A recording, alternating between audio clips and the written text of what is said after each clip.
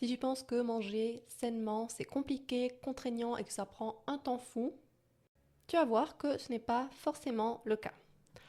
Alors c'est vrai que entre toutes les injonctions à tout faire maison, la liste d'aliments qu'il faudrait éviter et au contraire les super aliments qu'il faudrait absolument manger, il y a vraiment de quoi se prendre la tête.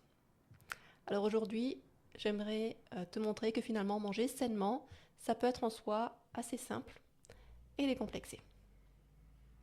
Donc reste bien jusqu'à la fin, je vais te donner finalement les 4 grandes clés pour pouvoir manger sainement sans trop te prendre la tête. Bienvenue sur ma chaîne. Je suis Coralie Claire, praticienne bien-être, et j'ai fait le pari de développer une double activité en ligne et en présentiel dans ce domaine, après avoir travaillé plusieurs années dans le secteur du tourisme. Autant dire une reconversion radicale. Je te partage ici ma vision de mes 3 domaines de prédilection, que sont la naturopathie, le breathwork et l'énergétique, avec simplicité, bienveillance et une petite pointe d'humour. Alors tout d'abord, il faut se rappeler quand même que manger sainement, ce n'est pas une injonction à suivre un régime, c'est répondre à des besoins naturels, des besoins physiologiques, le besoin de se nourrir. Et donc, ce que ça veut dire, finalement, manger sainement, c'est de manger les aliments qui sont bruts, donc les aliments qui sont naturels, donc à savoir les fruits, les légumes, les noix, les céréales, les légumineuses, les graines, enfin bon, tout ce qui vient de la nature. Du coup, ça va être aussi important d'avoir des sources variées de ces différents aliments pour avoir des apports variés dans les différents nutriments et de s'autoriser des écarts contrôlés, donc assez exceptionnels finalement, puisque ce qu'il faut comprendre, c'est que si tu as besoin absolument chaque jour de ta dose de caféine, de sucre, d'alcool, tu n'es plus dans un petit extra plaisir, mais finalement dans une dépendance. Et pour le coup, la dépendance, c'est pas quelque chose de sain. Donc, il faut se rappeler qu'on se nourrit, encore une fois, pour répondre à un besoin physiologique du corps, pour que le corps puisse fonctionner en lui apportant les nutriments dont il a besoin. Et donc, forcément, ce qu'on ingère devrait être physiologique principalement. Donc, pas des aliments industriels et transformés à l'excès. Donc, concrètement, si on parle d'assiette, donc ton assiette idéale, à quoi elle ressemble? Si tu prends ton assiette, tu devrais avoir pour moitié des légumes, un quart pour les protéines et un quart pour les glucides, en variant donc les différentes sources. Et idéalement, ce que tu peux faire, c'est avoir 3 types de légumes, un type de protéine, donc soit la protéine animale ou de la protéine végétale, et un type de glucides. Donc plutôt des céréales de type complète si tu vas manger des protéines végétales, de manière à avoir un apport complet au niveau des protéines. Et si tu pars sur la protéine animale, et surtout si c'est de la viande rouge, plutôt t'orienter sur des glucides type légumes racines, qui vont permettre de contrebalancer le pouvoir acidifiant de la protéine animale.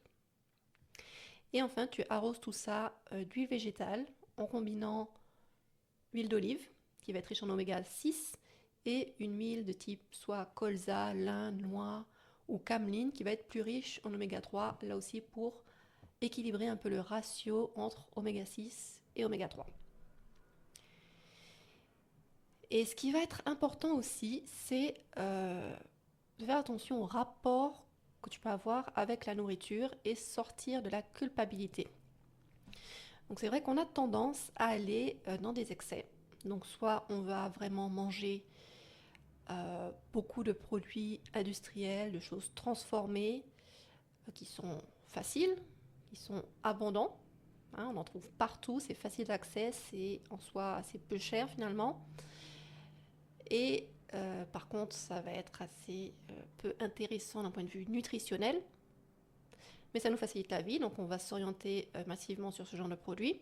Ou au contraire, on va aller dans l'autre extrême qui est celui de vouloir manger à tout prix le plus sain possible et risquer de s'enfermer finalement dans quelque chose de strict et d'un peu dogmatique où aucun petit extra n'est autorisé.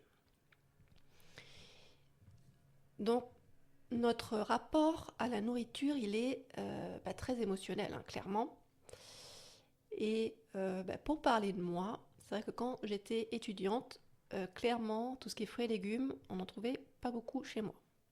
Mais par contre, ce que j'avais toujours dans mon panier quand je faisais les courses, c'était genre des barres chocolatées, de la brioche, de la confiture, bref, le genre de truc bien sucré, qui n'a pas grand intérêt, mais qui fait beaucoup de bien à manger. Et finalement, ce que ça souligne, c'est que tout ce qui est sucre, ça fait référence à la douceur. Donc, clairement, dans cette période-là, j'étais toute seule, j'étais éloignée de ma famille. Donc, finalement, clairement, manger beaucoup de sucre, c'était un moyen d'apporter de la douceur et du réconfort dans cette période où j'étais un petit peu seule. Donc, ici, je t'invite à te poser la question si tu as des pulsions, que ce soit sucré, salé, gras, enfin, voilà, si tu as des pulsions vers un type d'aliment, pose-toi la question. Est-ce que tu as envie de le manger parce que tu as envie de te nourrir, que tu as faim, que tu veux répondre à un besoin de ton corps? Ou est-ce que c'est pas juste une pulsion pour combler un manque? Et du coup, pose-toi la question, quel est le manque que tu cherches à combler? Et essaie de le combler par autre chose. Quelque chose que tu peux faire pour essayer d'équilibrer tout ça, c'est appliquer tout simplement la loi des 80-20. Donc 80% du temps, manger de façon saine, équilibrée, comme je te l'explique un petit peu plus haut. Et 20% du temps où c'est purement plaisir et tu t'en fiches de respecter quelques règles que ce soit. C'est un moyen d'avoir finalement un certain équilibre sans tomber dans des extrêmes et d'assurer vraiment un minimum de satisfaction sur le plan nutritionnel à ton organisme. Et donc maintenant, je vais te donner 4 petites astuces pour que tu puisses garder le cap dans ta démarche d'avoir une alimentation saine, sans trop te prendre la tête.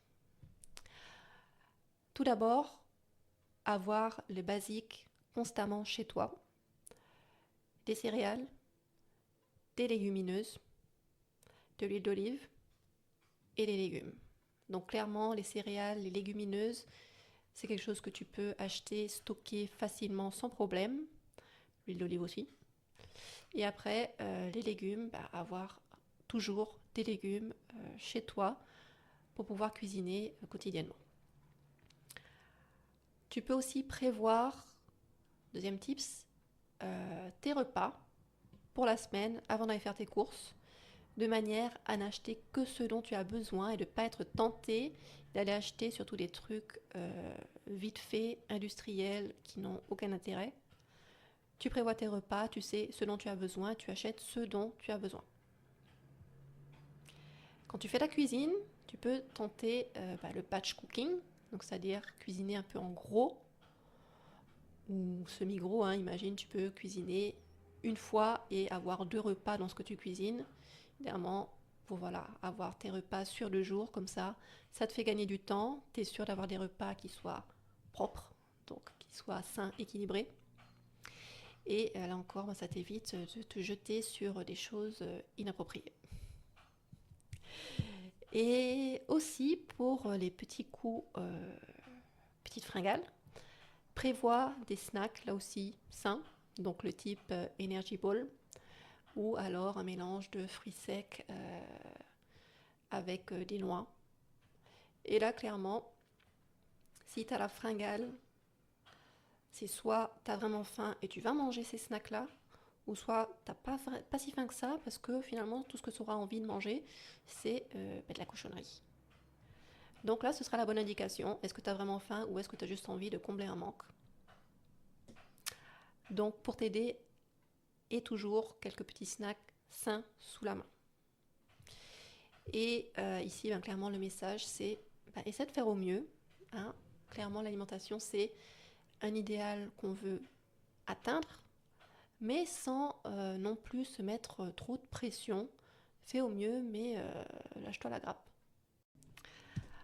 Donc, pour conclure, ce que je veux que tu retiennes, c'est que manger sainement, c'est une manière de prendre soin de soi, de répondre donc aux besoins de son corps. C'est aussi un moyen de pouvoir se faire plaisir, mais bien sûr, rester dans cette logique, on se nourrit par besoin et on s'accorde des petits plaisirs pour le bien-être moral.